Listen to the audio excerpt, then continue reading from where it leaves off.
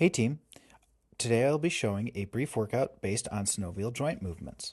For starters, I'm going to grab a dumbbell and show flexation, which is a movement that decreases the joint angle and usually in the sagittal plane. For example here, the bicep curl towards the shoulder demonstrates flexation of the elbow joint.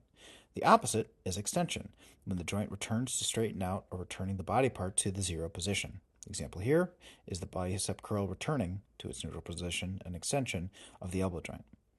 Next is abduction, a lateral rise, or movement of the body part in the frontal plane towards the midline. The example here is standing or kneeling with your arms at your sides, keeping a slight bend at your elbows, and raising your arms above your head.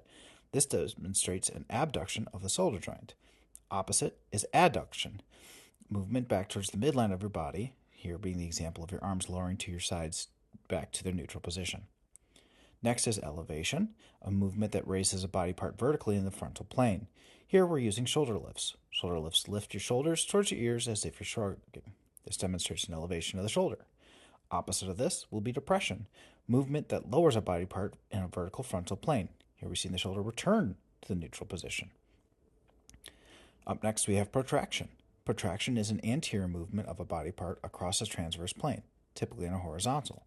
For this exercise, you can see that I'm punching with the weight in front of me. This is an extension of my arms going out in front of me as if I'm moving forward.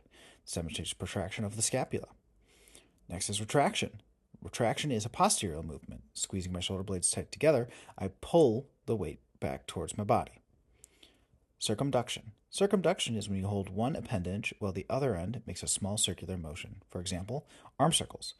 Extending my arm here to the sides and performing small circular motions, my shoulder joint is circumduction while my arm joint is making the circular motion. Following that, we have rotation, which is moving a bone along a longitudinal axis. For here, we'll do torso twists, where my waist or hips stay stationary while my shoulders rotate. Next is supination.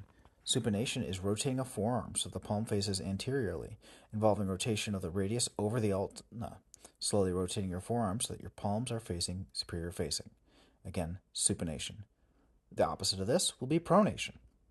Pronation is returning my forearms to my palms so it faces posteriorly. So from supinated to pronated, you can see forward and back. Next is plantar flexion. This is a movement of my toes moving up towards my calf. For example, in calf raises, I'm standing tall or planting the balls of my feet to lift my heels as high as I can go. The opposite of this is dorsal flexion. Again, from a neutral point, my toes are pushing away from the ground towards my shin. So my toes are going towards my dorsal side. Again, plantar flexion is pointing upwards, dorsal flexion is dorsal. All right, I think that's everything. Thanks, team.